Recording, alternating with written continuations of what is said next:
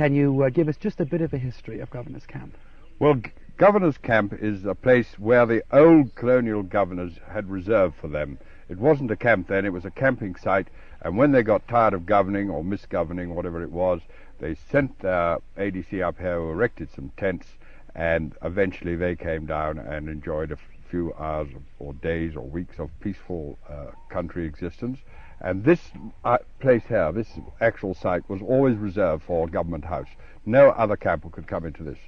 Well, can you explain to our Americans exactly what are you trying to achieve here at Governor's Camp? Well, the idea is we try and make it as much as if you had your own private camp. As you know, we have pull and let goes and showers, hot showers in the camp, and we try and fit out the tents as much as possible. But you are under canvas, and the animals come straight into the camp, and you sometimes get elephant or buffalo or hippo right next door, which you can see in from your bedroom window. And the idea is that it's going to be your camp. If you go out there and have something interesting in the morning on a game drive, you don't have to return for breakfast at a set hour. You can come back at 11 o'clock or even 12 if you like. All I say is we don't serve breakfast after lunch. Well, many Americans, when they think of a tented camp, they think of something like an army camp. Well, we have 18 tents. Each tent is a double tent with 2 beds in it. It's got a little cement passage outside which leads to the shower room with a pull and let go. I don't know if Americans know what a pull and let go is. No, what is a pull and let go? Well, it's a toilet, a flushing toilet, I should think you'd call it. Actually. Right. The one Thomas Crapper invented. What? The one Thomas Crapper invented. Is that so? I yes. thought it was some chap called, well, it doesn't matter, yes. But each one has their own private facilities. Yeah, and a hot shower, which they can use at any time. And it's really camping, but in more luxurious conditions. What about electricity? Well, we have got an engine down below hidden away, which we use for the water pump and the deep freezes and the bottle coolers. But actually, we don't supply electricity to the tents because we think it spoils the atmosphere. What would a lady do if she wanted to use her hairdryer? She can't. She just would have to let it go? Well, she can just leave her hair in the sun. There's plenty of sun around here, but there's no point. She won't be here so long, I dare say, so perhaps you could postpone her hairdo for a day or two till she gets back to her civilization. Well, you must have had some super experiences here. Can you relate a few of those to us? Well, most of them have been down in the boat. We take people down in this boat when the river's full, but we have had some terrific excitements with hippopotamus attacking us. When the river's low, the hippo get very frightened, and they are very much inclined to resent you coming down, and it has happened that he's charged the boat. Then it's every man or woman for herself. Everyone gets out, and the hippo destroys the boat. But we aren't doing it now. We're waiting till there's at least 6 foot of water. One of the big problems is the Germans. We have a lot of Germans up here, and some of them don't speak any English at all. But I have made up a sort of German language. You know how they have one sentence, which is all one word? Yes. And I made up a sort of thing for them. When they see a hippo and they're a bit worried, they say, I see that the hippo has left the pool, and I have to say this in German. And the way I say it now is, okay, puffen, panten, fahnten, offen, focken. Which seems to carry the message fairly well. And hippos are right here in this river? Yes. Right adjacent to the camp? Yes, they come into the camp practically every single night and graze. You know, a hippo feeds at night on the surrounding vegetation. And they're very frightened of getting out in the day, and they get sunburnt too. But at night they come in, and we've got 3 tame hippo that come into the camp every night and graze around the tents. One night, actually, we have this one tame hippo, very tame, and every night we used to see it, my wife and I, on the way back to our house, which is right down at the end of the tent. And this night we saw it in the bushes on the edge, and instead of making a big detour, we decided we'd go straight past, because it never took any notice of us. And we went a little too close, about 10 yards, and suddenly this hippo turned round, snorted, opened his mouth, and came straight for us. And I defy anyone, however brave, to stand still. Before I knew what was happening, my legs were twinkling, and I was going flat out for the nearest tree. The night watchman gave a shriek and tore off, and my wife was left in the middle with her knees knocking together, absolutely motionless. The hippo fortunately turned off after having done the demonstration and went back to the forest. But when I got back to the house, I got a lot of talks on Sir Walter Raleigh and courtesy to women and all that sort of crap, and I didn't feel too good about it. What happens if I'm walking back to my tent? Well, and we I have a come night across watchman. We have a night watchman with a torch, and I always warn the guests, if he throws his torch down in his spare down and climbs a tree, you're in serious danger. Yeah. So what do you do? Well, then you climb the tree after him, actually. What is the sex life here at Mara? The sex life? Mm-hmm. Sex life is pretty poor, I think, actually. I don't know. We hear the zips going up and down like elephants trumpeting some nights. They are very noisy zips, and if you do leave your tent, you have to be terribly careful, otherwise the whole camp knows. Really? Yes. Well, how do they know? From the Because zips? you hear this zip like that going up. Well, do you permit hanky-panky to go on? We don't really try and stop it, but we don't encourage it or we don't stop it. Everyone is entitled to their own views. Well, is it true that someone tried something with a hippo in their tent? Tried to do something with it? Yes. No, I never heard that one, actually. I think the hippo tried to do something with them.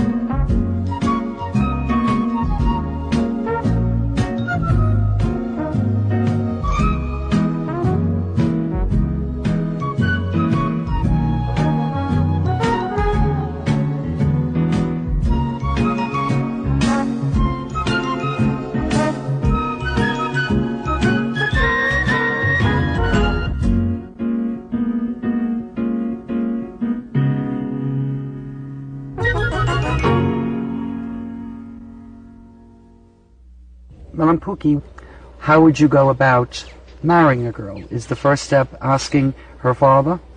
Yes, but the marriage will be done by parents, the parents of the daughter and the parents of the son. Do not do it by yourself. The parents will do it. Do you have anything to say about it? If you would want to marry a particular girl, Yes, would you tell your father that you'd like to marry this girl? And then your father would ask the girl's father? yes, that's what you'll do, or else your father can just choose a girl for you and ask you if you like her. Then he will contact the parents of the girl so that they may agree with you to marry her. And let's suppose they did agree. Do you have to give cattle or goats for the girl? Yes, you'll have to pay the dowry, 9 heads of cattle and few number of goats and sheep too. During the marriage ceremony, you will particularly call your age group and maybe the elders too. You'll have to kill a full grown-up ox for them and prepare some native wine for the elders to drink and make plenty of food. There will be performances of dances, traditional dances for the ceremony. How old do you have to be a warrior? And what do you do when you're a warrior? You will have to start becoming a warrior at the age of from 17 upwards, and that will remain for a number of 8 to 10 years being a warrior. And the particular work of the warriors is they are responsible for the protective of their tribe from outside enemies, as well as protecting their possessions. And is it true that age groups eat together? As a warrior, you wouldn't eat with an elder. A Moran wouldn't eat with an elder, is that correct? Yes, that is definite. You'll always be eating with your group age. You are never allowed, while you are still a warrior, to eat alone. You'll always eat in a group of 2 or more. It's not good that you eat alone. Neither drink water, nor eat anything. Can a woman eat with you? No, a woman will never eat with warriors at all. If she sees the meat that the warriors are eating, then that meat will no longer be eaten by the warriors. It's contaminated just by a woman looking at it? Yes, it's contaminated by that. Well, it's always possibly that the warriors prefers to eat their meat away from the boma in the forest at a lonely place, that it's possibly that there will be no woman who will come there. So if you are married and you are a warrior, Yes. you will never eat with your wife? You will never eat with your wife until you are a senior elder, till you have shaved your long hair. It means you are no longer a warrior. Let's suppose I was from another tribe or another clan and I stole some of your cattle. Yes. What would then happen to me? Would you come out and fight me, steal my cattle? In revenge to that, it's possible that all the warriors from my tribe will march into your country, to your tribe, and fight with them. If we conquer you, then we'll have to possibly take your possessions. And then what would you do with me? Could I then join your tribe? Not at all. You'll not be allowed to join my tribe. You'll always remain an enemy. You'll probably be killed. Yes. If you capture a village that somebody has stolen your cattle and you go to war with these people, what about the young girls? Do you ever take those? They can join the tribe. They can be married and they can join the tribe. Well, what if myself, as a Maasai, I murdered a brother? Yes. What then happens to me? You'll have to pay for the blood of the man you murdered. That is a charge of 49 head of cattle. You'll not possibly be murdered, but you'll have to pay for him. What does the tribe then think of me? As soon as you have paid, then the whole thing will be settled down and you'll be forgiven. When would you decide whether to murder me or I just have to pay the 49 cattle? You'll have to pay the 49 cattle, or if you refuse it, you might then possibly be murdered. Malampuki, what does your name mean? Malampuki means killing a lion. It's a name given to a person who has killed a lion. You've killed a lion? Yes, I did. Well, can you tell us how you killed the lion? And why did you kill the lion?